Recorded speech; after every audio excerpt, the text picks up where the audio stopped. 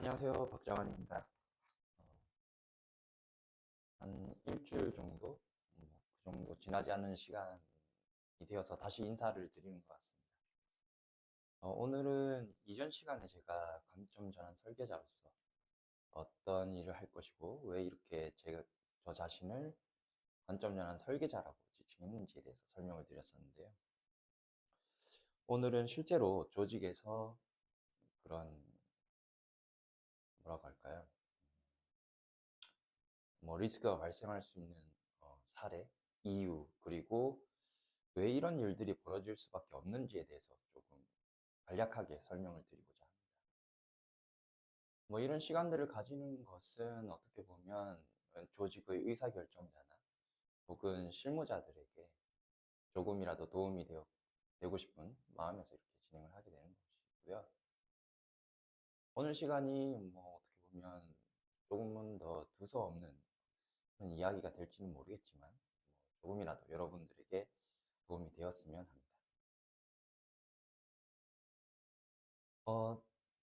오늘은 이런 사례를 한번 말씀드리고 소개를 좀 드리고 싶어요. 이전에 제가 다니던 회사, 그곳에서 신규 사업을 런칭한 일이 있었습니다.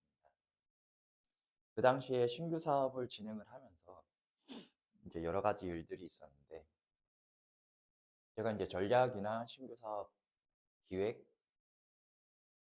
이제 역할을 가지고 좀 업무를 진행하고 있는 상황이었죠. 어, 아무래도 제가 이제 운영 부서나 실제로 개발이나 사업 개발 같은 업무를 해보지 않았기 때문에 굉장히 막막한 상황이었고요.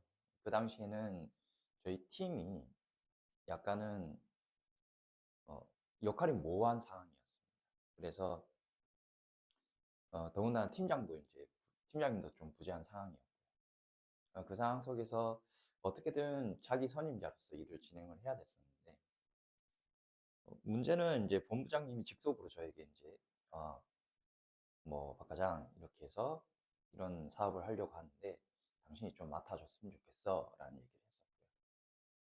그래서 저는 일단은 해야 되는 일이기 때문에 네 알았습니다 라고 얘기를 했던 거죠. 근데 머릿속에는 이런 의문이 들었습니다. 나 혼자서 어떻게 해야 되지?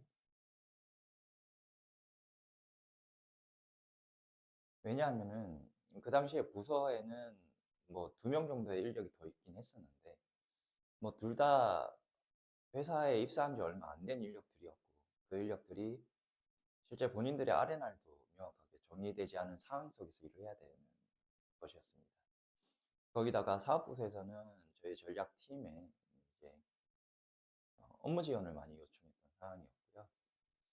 뭐 불행인지 다행인지는 모르겠지만 그 인력들이 사업부서에 이제 지원을 나가는 상황까지 벌어지게 된 거죠.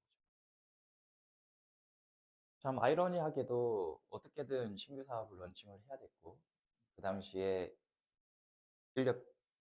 다른 인력들이 사업부서 내려온 상황에서 저 혼자 이제 기획을 해야 됐고, 또 사업을 런칭까지 해야 됐습니다. 당연히 그 상황 속에서는 나 혼자서 어떻게 해야 되는지에 대한 생각이 당연히 들 수밖에 없었던 거죠. 그래서 생각을 해봤습니다. 천천히 일단 무엇을 해야 될지부터 계획을 하고, 그리고 그 계획에 따라서 좀 타임라인을 정한 것에 따라서 업무를 좀 진행해보자.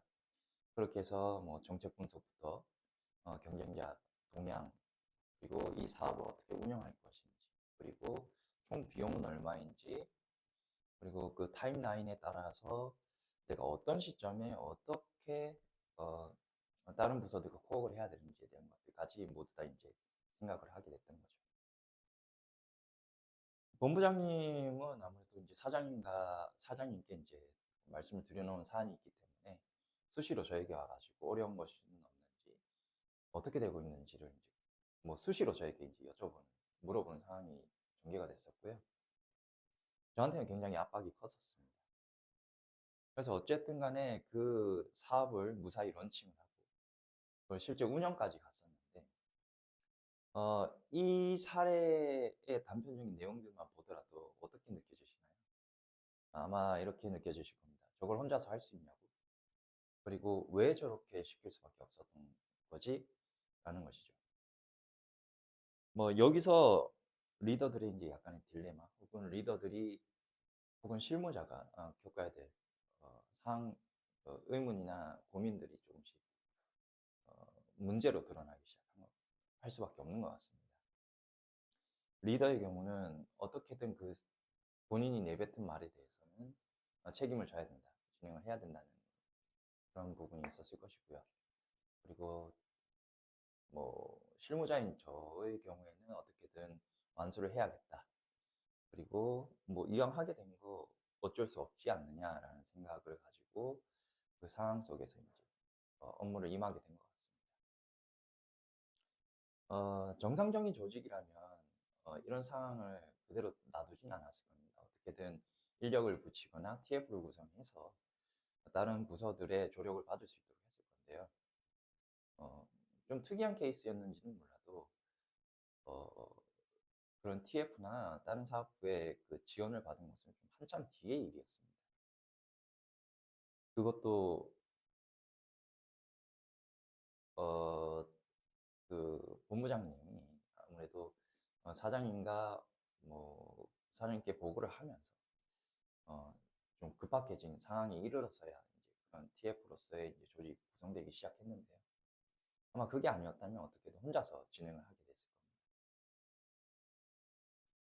겁니다. 여기서 이제 문제점은 리더로서의 어떤 구심점 혹은 방향 제시 그리고 어, 업무를 진행하게 된 실무자에 대한 지원적인 부분에서 좀 고민 혹은 어, 그런 운영에 대한 지원이 좀 더 많이 필요하지 않았나 싶고요.